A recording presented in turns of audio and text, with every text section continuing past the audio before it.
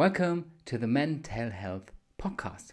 For all the people that have tuned in 2 weeks ago because they saw Barbie in the title and now, are going to be disappointed if I don't talk about the Barbie film anymore.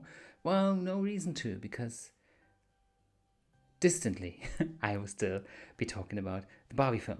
In this week's episode, I'll be dealing with insecurities in men, in women, in society, and what that's got to do with the Barbie film. Well, find out now.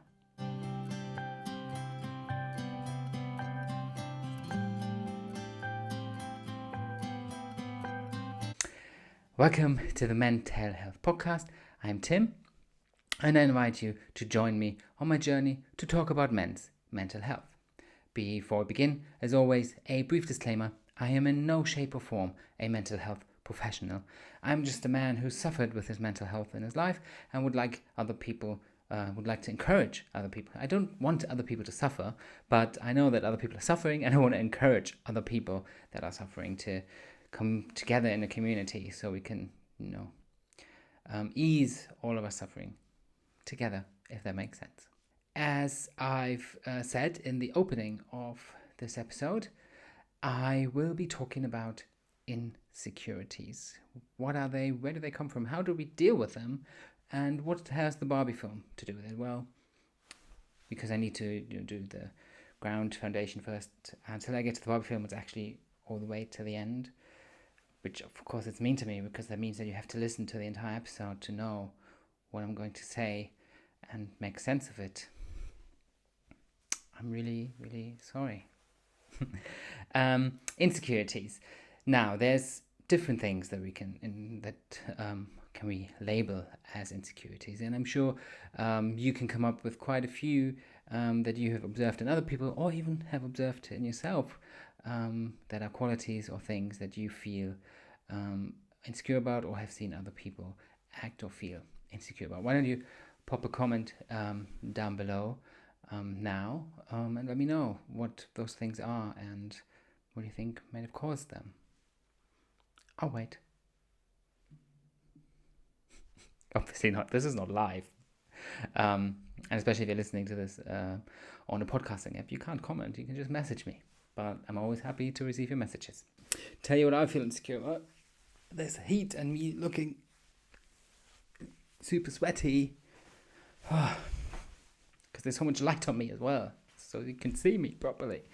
I've mentioned it a few times in previous episodes, but I'm happy to mention it again because it is a very important topic, that there are things that men feel insecure about but are either afraid of voicing, or are discouraged of voicing, or don't even realize that they feel insecure about because they've been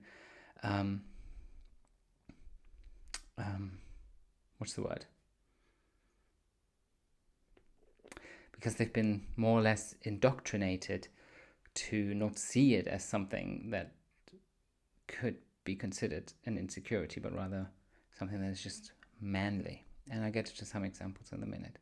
Just to reiterate to people who don't identify as men or masculine, I'm not saying that only men feel this, not only men feel insecure or are being stereotyped. But this is the Mental Health Podcast, so I'll be discussing people that identify as men and male, things that they would feel insecure about, or could insecure, or what I feel insecure, because basically, until you share all your stories with me, all I can talk about is basically my experience and the experience of the people around me.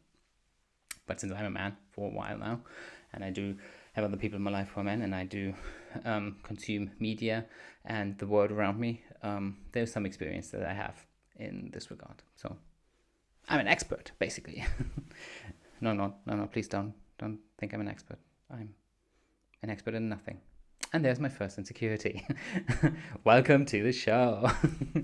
Now, what are some insecurities that men have that they are quite often aware of? Well, there's the big ones. There's feeling financially insecure, take for me. Feeling physically insecure, like they're not looking a certain type that they should look at, like, take for me. feeling not good enough in their relationships, be it sexual, friendship, romantic, or whatsoever. Small take for me. Be it that they're not the a provider, like they're not a role model enough. They can't live up to expectations that other people have set on them. Take for me. And that they're not parents, if they're parents, that they're not, being a good parent to their children, or being a good co-parent along with the person they're parent with. No take for me, don't have any kids. Feeling like they're too much for their partner, feeling like they're not popular enough, like they don't have enough friends, or they're not, their social group is not big enough, or that the people that they're in a friendship with actually don't care about them, or that they have nothing in common, that they're not good enough in any of the sports activities they're doing. Football is a big one.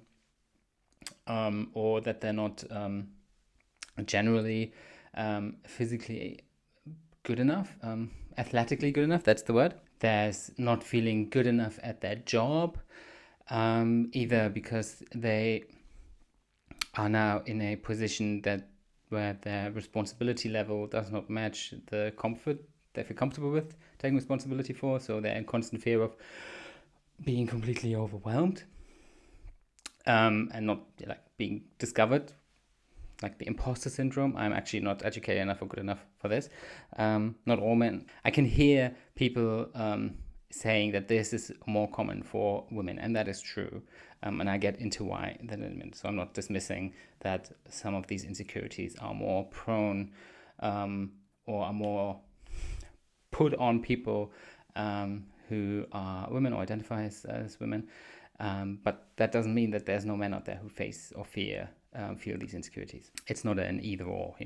We all feel insecure. We've managed to develop a society where we make everyone feel shit about themselves. So good on us. Yes, or they feel that they're not good enough to ever get that promotion that they're looking for, or that other people get promoted for doing work that is less good, but they're not seen, or that other people's work is just so much better than theirs and they will never be able to be good enough, or academically, at school, at university, or further education. So many areas that where people feel insecure. And if you have other things that you've noticed for people feeling insecure, again, I encourage you, comment down below or message me on the website men-tell-health.com, Instagram mentalhealth_podcast. Any of those areas, you could just message me, email me, tim@mentalhealth.com. So these are all things, and many, many more, where I've personally either experienced feeling insecure about, or I have other people in my life shared, thankfully, their insecurity with me, or have other men who I'm not close to it, but have heard them talk about these kind of insecurities. But where do they come from? It's difficult to deconstruct all of the layers where these insecurities come from, and I'm not sure it is totally necessary to do that, because in the end, all of these insecurities are all personal, very personal to you, and why you feel them, if you feel them. And on the other hand, they all come down to a system where we constantly compare other people to other people, and where we create narratives that are very one-dimensional. And if you don't fit into that narrative, then you don't succeed, or then you're not correct. Be it in 10,000 blog posts or websites that tell you how your relationship should look like, how you should treat or be treated by your partner, what kind of professional life you need to live, what kind of terms define success, be it financially, be it having a certain title or rank, or doing a specific profession, education, knowing this kind of knowledge, and you are not good enough if you don't know this kind of knowledge, looking this way or not looking this way. These are all narratives that are created originally, not mostly, but if I refer back to the episode in which I talked about how Gillette,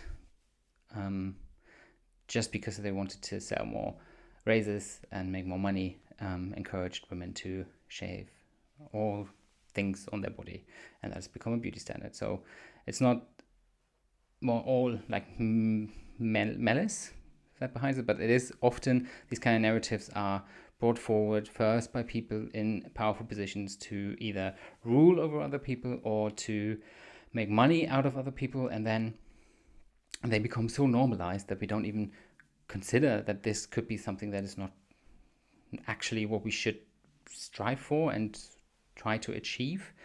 That then they get repeated again and again and again by people who, again, I'm not saying anyone's doing this out of malice or out of ignorance or whatever, but we come to terms with things just as being normal. Let's look at a small example of one of those narratives, other than the Gillette one. There's this idea that's thankfully being broken down more and more by intersectional feminism, that men need to provide for all of their partners, which already makes no sense if you're in a non-heterosexual relationship. Like, if you are two gay men, then who pays the bill if there's a typical divide, and if you're two female partners, then how does that work? So we've again very narrowed down this narrative to like, this is how it works in heterosexual relationships, but these are the norms for everyone. So already that's kind of bullshit. But then again, the story behind this is that we used to, obviously, women weren't allowed to make money, or women were discouraged of making more money than their partners because men needed to be in a power position, just to keep women down. Again, and I'm not saying that the men who paid for the woman was the person that kept the women down. The people in power, most of them men, are the ones responsible. It's not you if you pay for your date's dinner or feel like you have to, that you are now the bad one, or if you, as the woman, feel like that's the thing that should happen. You're not necessarily at fault, but it helps to think about these things. Where do they come from? And then maybe break them down, because it makes no sense. If you both earn the same amount of money, why should one pay more than the other? That makes no sense. Or if it's on a first date, why does anyone have to pay? You're both trying to find out if whether or not you work well with each other, so you could share the cost. It makes men then who don't earn much money feel less secure in the dating market, which they then feel like they have to compensate differently, or feel like because of this, they can't fulfill the promise of, I can't afford to go out on dates and I can't pay, so I'm not interested in women, so women don't care about me, so I hate women. Which, granted, is a very short-sighted thought process and leaves out quite a lot of levels. But insecurity does not always work with logic, or very rarely does, and does not always feed on the most reflected thought. And if you're obviously trapped in kind of these bubbles where these narratives are brought forth more and more and more, then you don't question them, and it leads to more and more going down these routes. And if you then have people who are very loudly, speaking of people like Andrew Tate, tell you how you should be as a man and how women are making you feel shit about yourself because of these reasons, but when it's not women that do that, it's actually other men. But young minds, or minds of people who feel desperate, are easily worked with, and it's not necessarily fault of their own. That doesn't strive them off the responsibility, but we need collectively to work on that. These voices of Andrew Tates and these stories, these narratives that teach people how they should be when that's complete bullshit and makes them feel miserable, they need to stop, and how we can stop them. But this brings me to another topic, and that is, yes, a lot of these insecurities come from the narratives we spun. What's the present term of? We spin. That's the word. The narratives we spin, or are being spun by other people, that then are fed to us because of the systems that we live in, and the stories that are thrown at us and the way we are told things are supposed to be, because it's always easier to control us when we fit in neat tiny little boxes.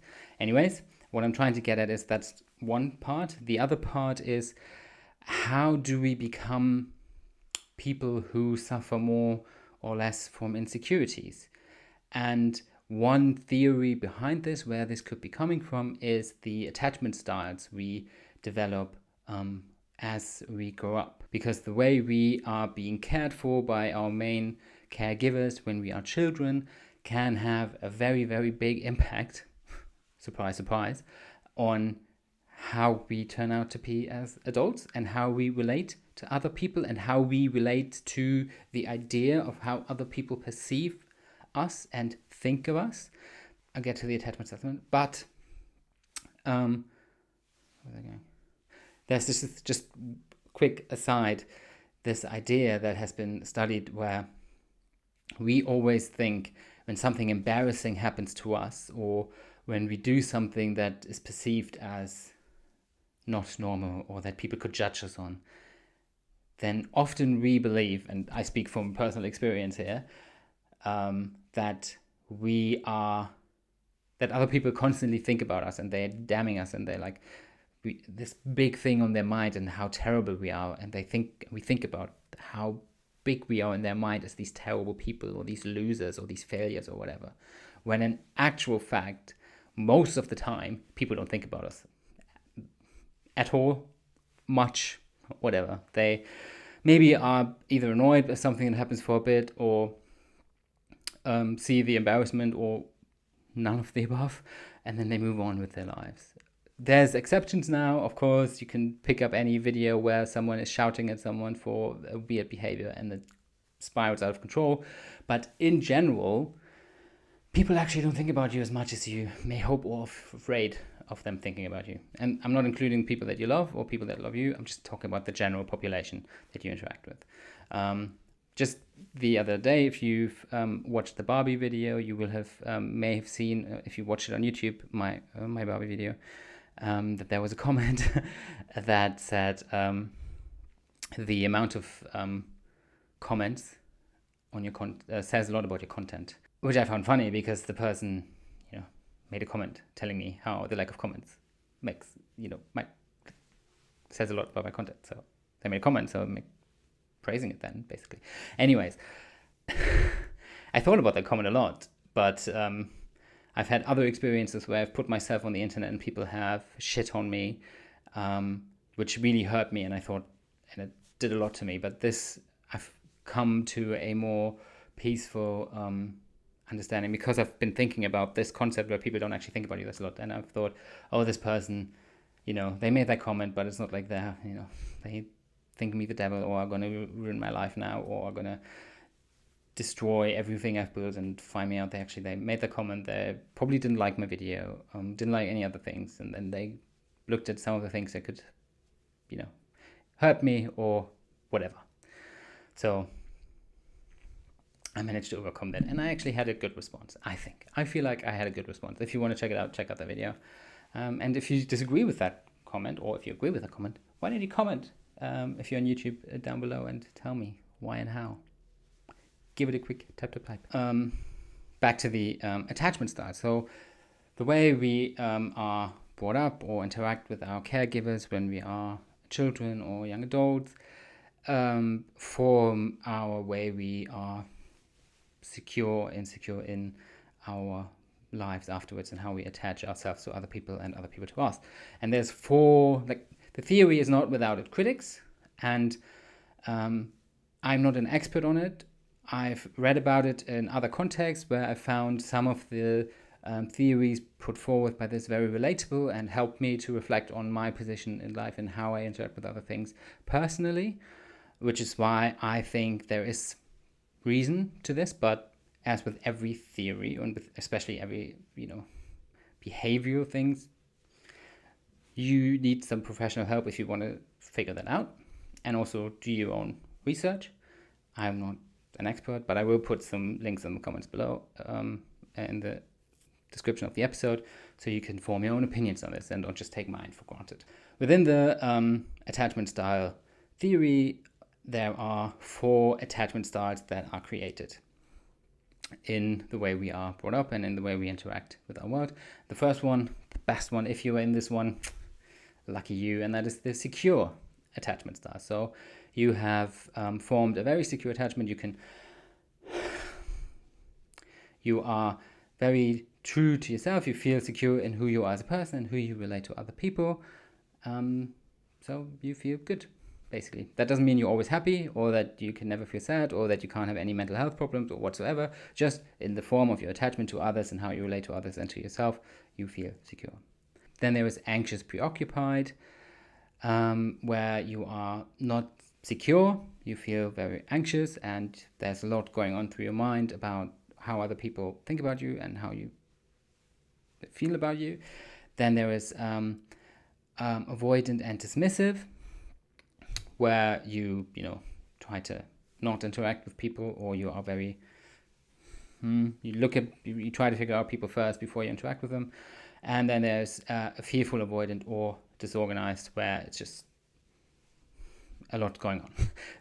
I don't want to get too into them. Please read up on them if you want to, because that's not the point of this video. The point is that unless you form one of the V1 secure attachment styles, all of the other ones, they make you more likely to feel some form of insecurities later in life. And a lot of people that grew up in this world where unless you belong to a very privileged group of people where you have parents or a parent or guardians or caregivers who can afford the time and the money to be educated themselves and also to educate you and to give you a loving and safe space, then you will probably have one of the other 3.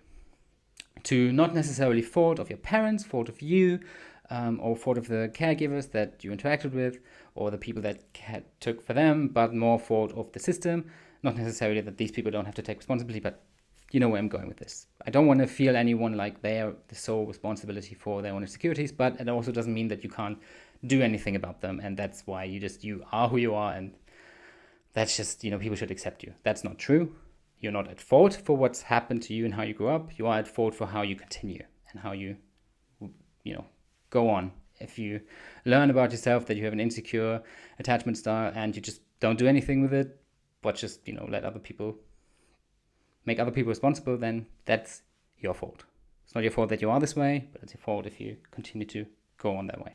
Now, before I move on, one quick thing. People who, especially men, who have a very secure attachment style, sometimes develop, because of this, a trait where they think, because they're very secure, that their opinions matter more than other people's opinions. So if that is you, no. No. Opinions matter, but everyone's, and they're not all fact. And just because you have an opinion doesn't make you a fact. But also, facts aren't always the most important thing in a conversation.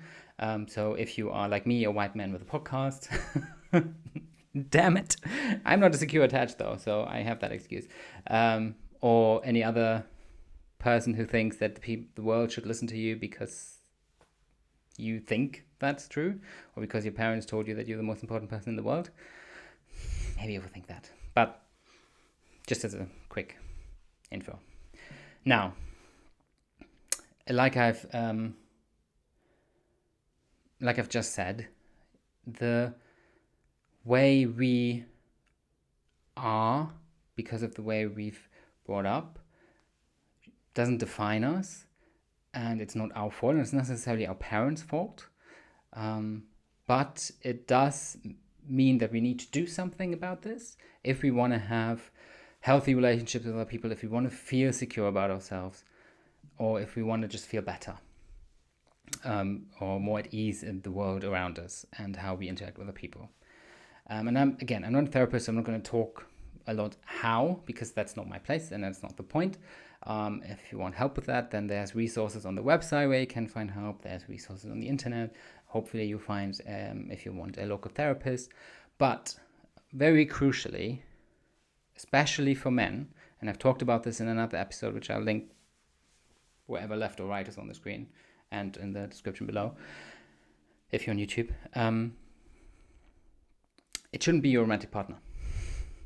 They can support you, and if you are in a relationship with someone, especially if you're in a relationship with a man who is very insecure and you are not, or you are anyways, you can support them, you can allow them space for however you feel the energy that you have, but there need to be healthy boundaries. Again, I've had an episode about that, which I'll link somewhere if you're on YouTube. But especially for men, we tend to, especially the older we become, and I'm not out of this, I also do this, but I'm trying to work on it, isolate ourselves just around our partners, and then they become our main caregivers. And especially if you are a heterosexual man and your partner is a woman, then they have had already to do a lot of work because women are fighting for their own liberation, and we as men are systematically, not individually necessarily, sometimes individually, but not always individually, but definitely systematically responsible for a lot of harm that's being done to women and other groups. So we can't make them help us, which isn't to say that it wouldn't be great if women could create the space, not do the work, but create the space for difficult conversations about men's insecurity. But I totally understand why they can't, or if they don't want to. But that's on us, men. We need to create the space, which is why I'm doing this. I want people to be able to reach out and to have a community where we can talk about our insecurities as men and lift us up so we can all, as a society, men, women, trans, intersex people, all come together, non-binary people, all come together and live, like, at least on a gender spectrum without conflict. And in order for that to happen, men need to work on their insecurities because, unfortunately, and this is where the Barbie film comes in, if you made it to here or if you skipped to here, finally I'm making it all come together. Men in their insecurities react oftentimes because brought up that men don't cry and men don't complain, but men act, men solve problems, men are aggressive, they solve their problems with violence. That's how a lot of men have been brought up and are still being brought up, unfortunately. And this is how the Kens resolve their insecurities when the Barbies don't want them or they realize that they don't have as much power as the Barbies, by violence against each other, which, at least they didn't harm any of the Barbies. But again, that's a lot of how men in real life react to the insecurities. They shit on other people, they try to dominate, they try to make up for their insecurities by being overly confident about things that they maybe have no idea about. Please don't look at me. Or, they try to be super good at one thing rather than working on the other thing. So why they sometimes focus on being good at football and being better than anyone, or on their career, or being better than anyone, or on making money, being better than anyone, so that they can feel good about that part and ignore the insecurities that they have on other parts. And yes, and also create insecurities for other men, where something that they don't have to feel insecure about, but then make up for other men to feel insecure about, and sprout that bullshit on YouTube or wherever. And what the Barbie film can teach us is, and I've said that in the other episode, but I'm repeating it again, is the way how in the end Ken comes around, and the jumper, which I need that jumper that is just awesome and says Knauf. That jumper that just says Knauf. He learns, despite not getting the thing that he wanted and that he felt so insecure about, not being a good enough romantic partner for Barbie, or the what was her name? Everyday Barbie? I don't know. But he accepts it, and he says it's fine. He's working through his emotions, and he's not happy about it, but he also is like, well, that's what it is, and I'm not worth less because of this. I am still enough, or enough. Thank you, by the way, who commented that on the last video. Loved it. Yes, and that is something that the Barbie film can teach us about insecurities and how we can deal with them and how we should deal with them, by accepting that we can't be perfect at everything and that people don't necessarily think about us all the time, and that we have emotional work to do as men with each other, and not, outsource that to women because they have good enough on their plate, trust me, or trust them more when they tell you. And yeah, so work on that together. Let's create the community by, for example, reaching out. Just create a community in the comments. If you feel like you want to talk about this more, I can create a Facebook community or a Discord channel where there's more like a safe space for more people to share their stories. Just tell me, reach out to me.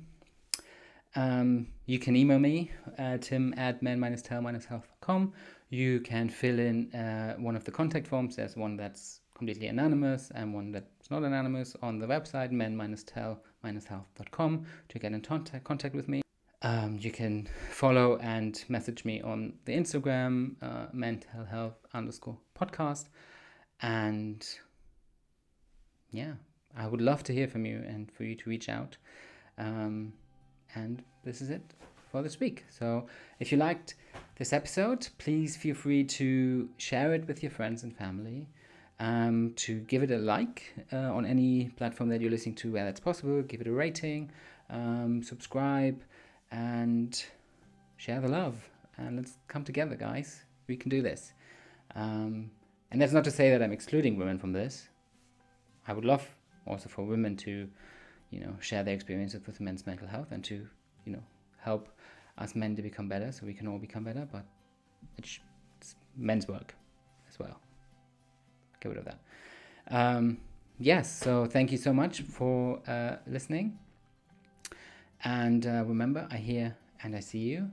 And I hope you hear and or see me again next time. Goodbye.